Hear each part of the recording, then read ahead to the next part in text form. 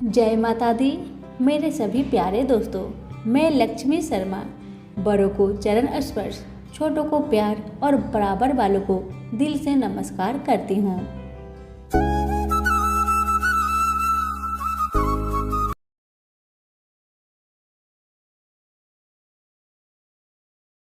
आज आप सुनेंगे आमलकी एकादशी व्रत की प्रमुख कथाएं। इन कथाओं के बिना व्रत अधूरा माना जाता है। तो आइए सुनते हैं कथा। धर्मराज युधिष्ठिर बोले, हे जनार्दन, आपने फाल्गुन के कृष्णा पक्ष की विजया एकादशी का सुंदर वर्णन करते हुए सुनाया। अब आप फाल्गुन मास के शुक्ला पक्ष की एकादशी का क्या नाम है तथा उसकी विधि क्या है, कृपा करके आप मुझे बतलाए। श्री भगवान बोले, हे राजन, फाल्गुन मास के शुक्ला पक्ष की एकादशी का नाम आमलकी एकादशी है। इस व्रत के करने से समस्त पाप नष्ट हो जाते हैं तथा इसके प्रभाव से 1000 गौदान का फल प्राप्त होता है। इस व्रत के करने से समस्त पाप नष्ट हो जाते हैं। हे राजन, अब मैं आपको महर्षि वशिष्ठ जी द्वारा राजा मनधाता को सुनाई पौराणिक कथा के बारे में बताता हूँ। आप इसे ध्यान पूर्वक सुनिए। राजा मनधाता बोले कि हे वशिष्ठ जी, यदि आप मुझ पर कृपा करें तो किसी ऐसे व्रत की कथा कहिए जिससे मेरा कल्याण हो। महर्षि वशिष्ठ बोले कि हे राजन, सब व्रतों से उत्तम और अंत में मोक्ष को देने वाली आमलकी एकादशी के व्रत का मैं वर्णन करता हूँ। यह एकादशी फाल्गुन माह के शुक्ल पक्ष में होती है। प्राचीन समय में वैदिक नामक एक नगर था। उस नगर में ब्राह्मण, वैश्य, क्षत्रिय, शूद्र चारों वर्ण के लोग प्रसन्नता पूर्वक रहते थे। नगर में सदैव वेद ध्वनि गूंजा करती थी। उस नगरी में कोई भी पापी, दुराचारी, नास्तिक आदि न था। उस नगर में चैत्ररथ नामक चंद्रवंशी राजा राज्य करता था। वह उच्च कोटि का विद्वान तथा धार्मिक प्रवृत्ति का व्यक्ति था। उसे राज्य में कोई भी गरीब नहीं था और न ही कंजूस। उस राज्य के सभी लोग विष्णु भगवान के भक्त थे। वहाँ के छोटे बड़े सभी निवासी प्रत्येक एकादशी का उपवास करते थे। एक बार फाल्गुन माह के शुक्ला पक्ष की आमलकी नामक एकादशी आई। उस दिन राजा और प्रत्येक प्रजाजन, वृद्ध से बालक तक ने आनंद पूर्वक उस एकादशी को उपवास किया करते थे। राजा अपनी प्रजा के साथ मंदिर में आकर कलश स्थापित करके तथा धूप, दीप, नैवेद्य, पंचरत्न, छत्र आदि से धात्री का पूजन करने लगा। वे सब धात्री की इस प्रकार स्तुति करने लगे, हे धात्री, आप ब्रह्मा स्वरूपा है। आप ब्रह्मा जी द्वारा उत्पन्न हो और आप सभी पापों को नष्ट करने वाले हैं। आपको नमस्कार है। आप मेरा अर्घ स्वीकार करें। आप श्री रामचंद्र जी के द्वारा सम्मानित है। मैं आपसे प्रार्थना करता हूँ, मेरे सभी पापों का हरण करें। उस मंदिर में रात को सभी ने जागरण किया। रात के समय उस जगह एक बहेलिया आया। वह महापापी तथा दुराचारी था। अपने कुटुंब का पालन वह जीव हिंसा करके करता था। वह भूख प्यास से अत्यंत व्याकुल था। कुष्ठ भोजन पाने की इच्छा से वह मंदिर के कोने में बैठ गया। उस जगह बैठकर वह भगवान विष्णु की कथा तथा एकादशी महात्म्य सुनने लगा। इस प्रकार उस बहेलिया ने सारी रात अन्य लोगों के साथ जागरण कर व्यतीत किया। प्रातःकाल सभी लोग अपने अपने निवास पर चले गए। इसी प्रकार वह बहेलिया भी अपने घर चला गया और वहां जाकर भोजन किया। कुछ समय बीतने के पश्चात उस बहेलिया की मृत्यु हो गई। उसने जीव हिंसा की थी। इस कारण हालांकि वह घोर नरक का भागी था, परंतु उस दिन आमलकी एकादशी का व्रत तथा जागरण के प्रभाव से उसने राजा विदुरथ के यहाँ जन्म लिया। उसका नाम वसुरथ रखा गया। बड़ा होने पर वह चतुरंगिनी सेना सहित तथा धन्य धान्य से युक्त होकर 10 सहस्त्र ग्रामों का संचालन करने लगा। वह तेज में सूर्य के समान, कांति में चंद्रमा के समान, वीरता में भगवान विष्णु के समान तथा क्षमा में पृथ्वी के समान था। वह अत्यंत धार्मिक, सत्यवादी, कर्मवीर और विष्णु भक्त था। वह प्रजा का समान भाव से पालन करता था। दान देना उसका नित्य कर्म था। एक बार राजा वसुरथ शिकार खेलने के लिए गया।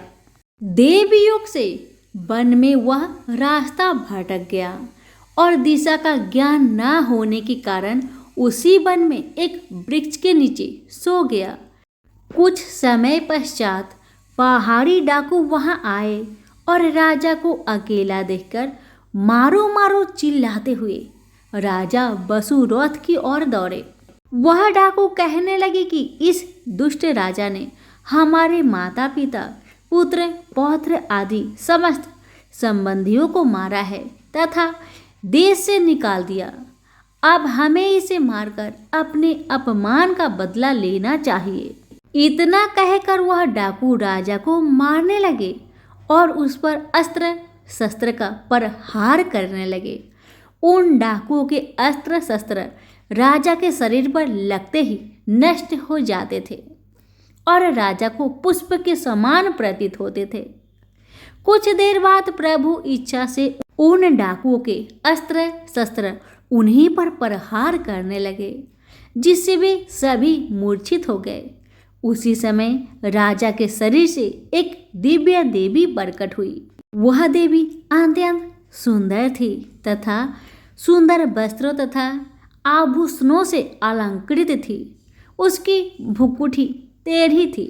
उसकी आंखों से क्रोध की भीषण लपटें निकल रही थी। उस समय वह काल के समान प्रतीत हो रही थी। उसने देखते ही देखते उन सभी डाकुओं का समूल नाश कर दिया।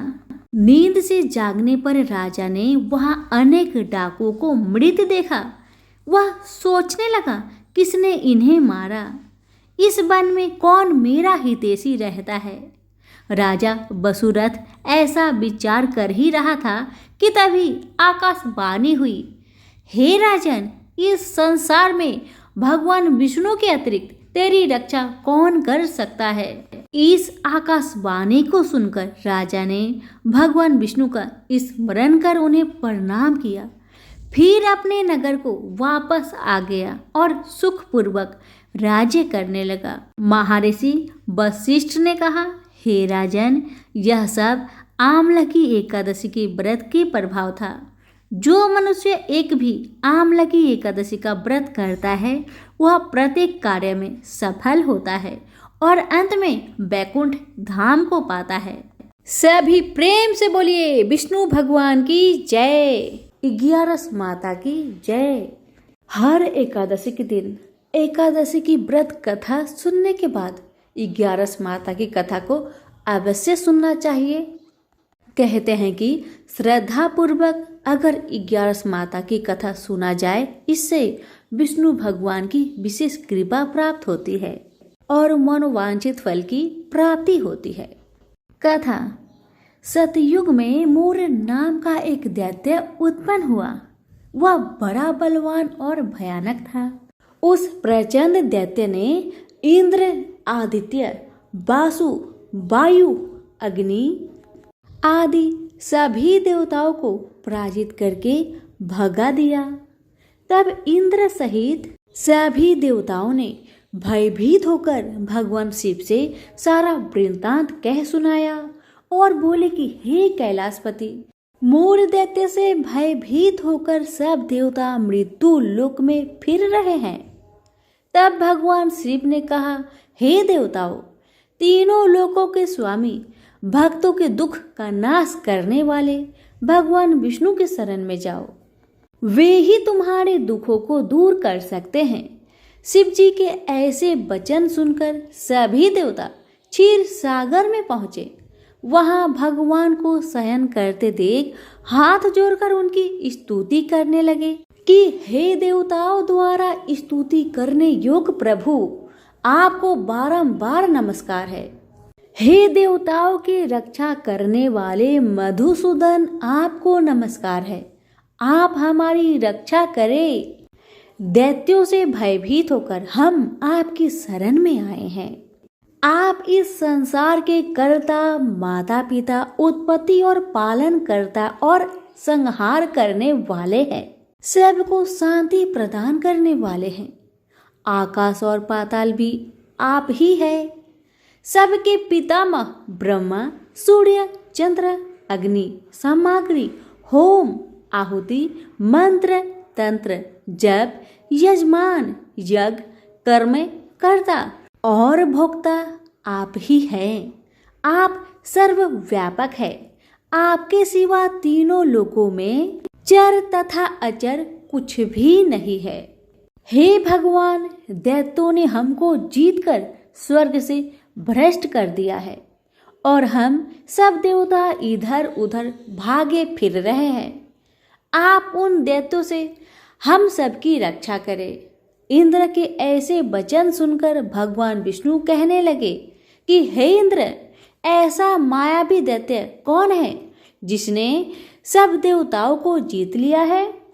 उसका नाम क्या है? उसमें कितना बल है और किसके आश्रय में है तथा उसका स्थान कहाँ पर है? यह सब मुझसे कहो। भगवान के ऐसे वचन सुनकर इंद्र बोले, भगवान, प्राचीन समय में एक नारी जंघ नामक राक्षस था। उसके महापराक्रमी और लोक विख्यात मूर नाम का एक पुत्र था। उसकी चंद्रावती नाम की नगरी है। उसी ने सब देवताओं को स्वर्ग से निकालकर वहां अपना अधिकार जमा लिया है। उसने इंद्र, अग्नि, वरुण, यम, वायु, यश, चंद्रमा, नैऋत्य आदि सबके स्थान पर अधिकार कर लिया है। सूर्य बनकर स्वयं ही प्रकाश करता है, स्वयं ही मेघ बन बैठा है और सबसे अजय है। हे असुर निकंदन, उस दुष्ट को मारकर देवताओं को अजय बनाइए। यह वचन सुनकर भगवान ने कहा, हे देवताओं, मैं शीघ्र ही उसका संहार करूंगा। तुम चंद्रावती नगरी जाओ। इस प्रकार कहकर भगवान सहित सभी देवताओं ने चंद्रावती नगरी की ओर प्रस्थान किया। उस समय जब दैत्य मूर सेना सहित युद्ध भूमि में गरज रहा था, उसकी भयानक गर्जना सुनकर सभी देवता भय के मारे चारों दिशाओं में भागने लगे। जब स्वयं भगवान रणभूमि में आए तो दैत्य उन पर भी अस्त्र शस्त्र आयुध लेकर दौड़े। भगवान ने उन्हें सर्प के समान अपने बाणों से बीध डाला। बहुत से दैत्य मारे गए, केवल मूर बचा रहा। वह अविचल भाव से भगवान के साथ युद्ध करता रहा। भगवान जो भी तीक्ष्ण बाण चलाते, वह उसके लिए पुष्प सिद्ध होता। उसका शरीर छिन्न भिन्न हो गया, किंतु वह लगातार युद्ध करता रहा।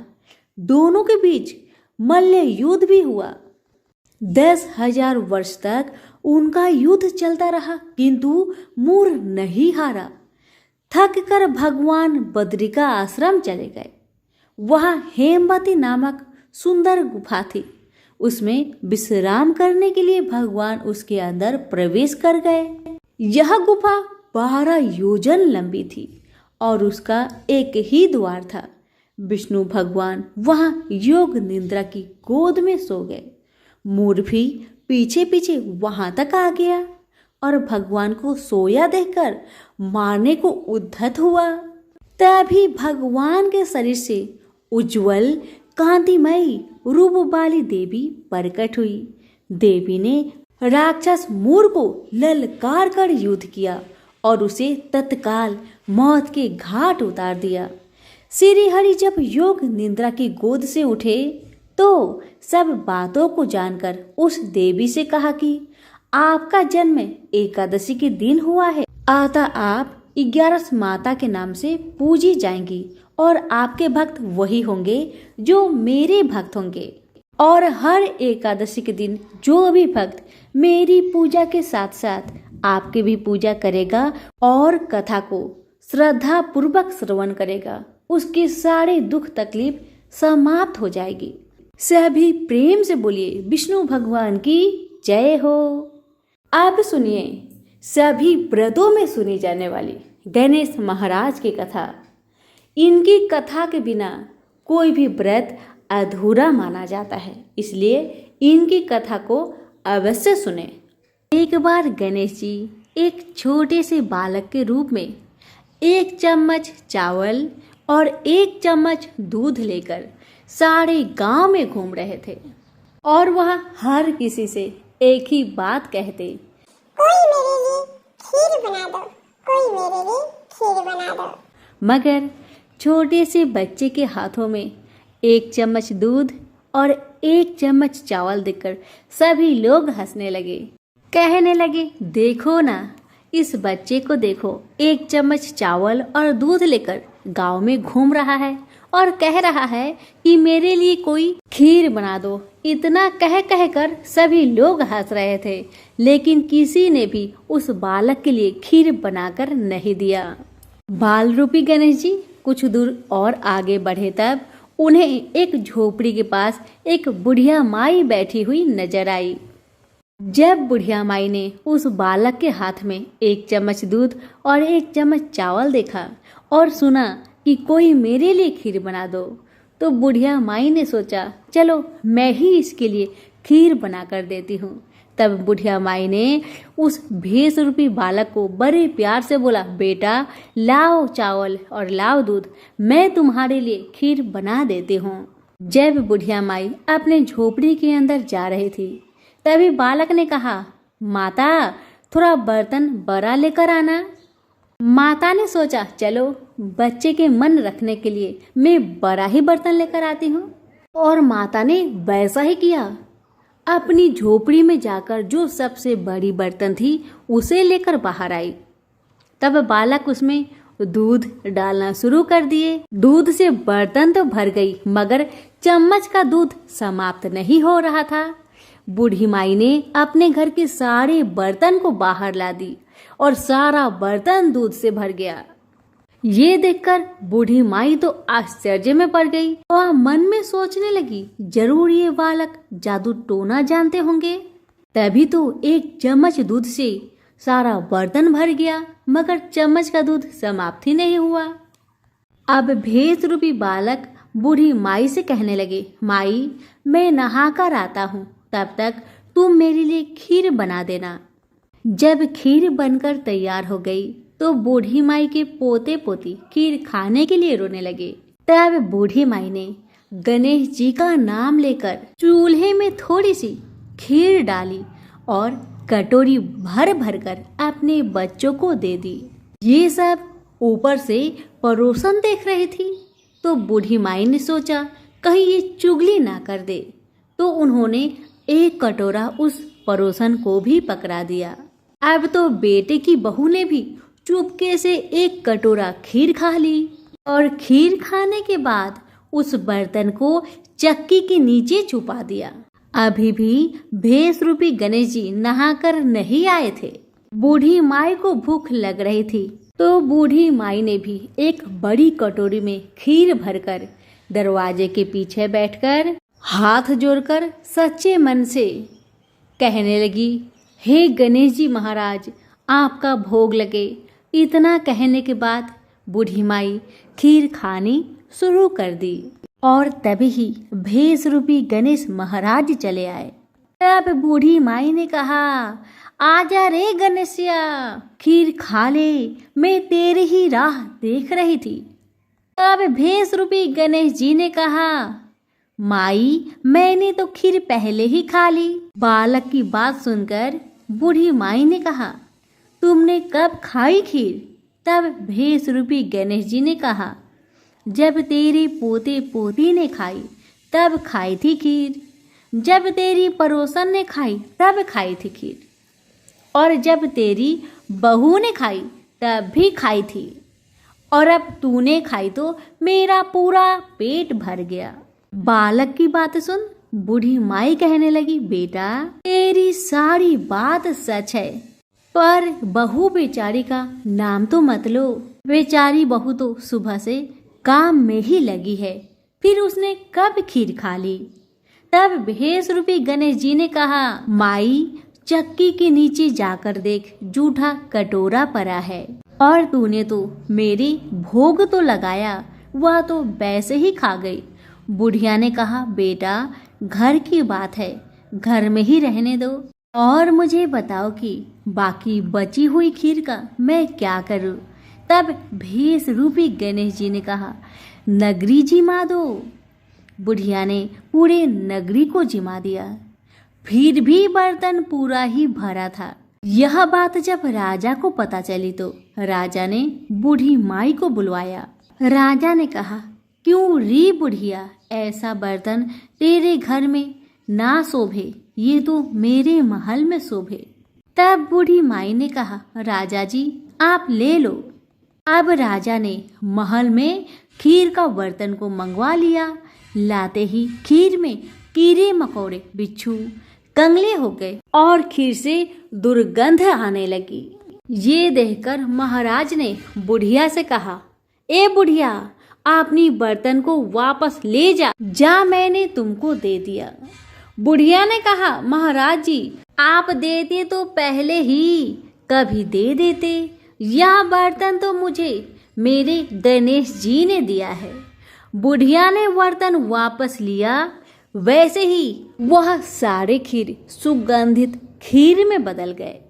अब घर आकर बूढ़ी माई ने गणेश जी से कहा कि बची हुई खीर का क्या करे। तब गणेश जी ने कहा, झोपड़ी के कोने में खरा खोद कर गाड़ दो, उसी जगह सुबह उठकर वापस खोदेगी तो धन के 2 चरे मिलेंगे। ऐसा कहकर गणेश महाराज अंतर ध्यान हो गए और जाते जाते उन्होंने बूढ़ी माई की झोपड़ी में लात मार दी, जिससे झोपड़ी महल में बदल गया। सुबह बहू ने फावड़ा लेकर पूरे घर को खोद दिया तो कुछ भी नहीं मिला। बहू ने कहा, सासू जी थारो गणेश जी तो झूठो है। सासू माँ ने कहा, बहू मारो गणेश झूठो तो ना ही है, ला मैं देखूं। वह सुई लेकर खोजने लगी तो टन टन करते 2 धन के चढ़े निकल आए। बहू ने कहा, सासू जी गणेश जी तो साचो ही है। तब सासू ने कहा, गणेश जी तो भावनाओं के भूखे हैं। हे गणेश जी महाराज, जैसे आपने बूढ़ी माई को दिया वैसे सबको देना। कहानी कहने वाले को, हुक्कार भरने वाले को और आसपास के सुनने वाले को सबको देना। तो प्रेम से बोलिए गणेश महाराज की जय। ओम जय एकादशी माता, मैया जय एकादशी माता। विष्णु पूजा व्रत को धारण कर शक्ति मुक्ति पाता। ओम जय एकादशी माता। तेरे नाम गिनाओ देवी, भक्ति प्रदान करनी, गण गौरन की देनी माता, शास्त्रों में वरनी। ओम जय एकादशी माता, मैया जय एकादशी माता। मार्गशीर्ष के कृष्णा पक्ष की उत्पन्ना विश्वतारिणी जननी। ओ मैया उत्पन्ना विश्वतारिणी जननी। शुक्ल पक्ष में होई मोक्षदा, शुक्ल पक्ष में होई मोक्षदा, मुक्तिदाता बन आई। ओम जय एकादशी माता। पौष के कृष्णा पक्ष की सफला नामक है। शुक्ल पक्ष में होई पुत्र धा आनंद अधिक रहे। मैया जय एकादशी माता। नाम सट टीला माघ मास में कृष्ण पक्ष आवे। शुक्ल पक्ष में जया कहावे। शुक्ल पक्ष में जया कहावे। विजय सदा पावे। ओम जय एकादशी माता। मैया जय एकादशी माता। विजया फाल्गुन कृष्ण पक्ष में शुक्ल आमल की। मैया शुक्ल आमल की। पाप मोचनी कृष्ण पक्ष में चैत्र महाबली की। ओम जय एकादशी माता। चैत्र शुक्ल में नाम कामदा धन देने वाली। मैया धन देने वाली। नाम बरूथनी कृष्ण पक्ष में वैशाख महावाली। ओम जय एकादशी माता। शुक्ल पक्ष में होई मोहिनी अपराजेश कृष्ण पक्षी। नाम निर्जला सब सुख करनी। नाम निर्जला सब सुख करनी। शुक्ल पक्ष रखी। ओम जय एकादशी माता। योगनी नाम आसार में जानो कृष्ण पक्ष करनी। ओ मैया कृष्ण पक्ष करनी। देव सैनी नाम कहायो। देव सैनी नाम कहाओ। शुक्ल पक्ष धरनी। ओम जय एकादशी माता। कामिक श्रावण मास में आवे कृष्ण पक्ष कहिए। श्रावण शुक्ला होए पवित्र आनंद से रहिए। ओम जय एकादशी माता। अजा भाद्रपद कृष्ण पक्ष की परिवर्तन शुक्ला। इंदिरा आश्विन कृष्ण पक्ष में व्रत से भवसागर निकला। मैया व्रत से भवसागर निकला। ओम जय एकादशी माता। पापंकुशा है शुक्ला पक्ष में। पापंकुशा है शुक्ला पक्ष में आप हारनहारी। रामा मास कार्तिक में आवे सुखदायक भारी। मैया सुखदायक भारी। मैया जय एकादशी माता। देवोत्थानी शुक्ला पक्ष की दुख नाशक मैया।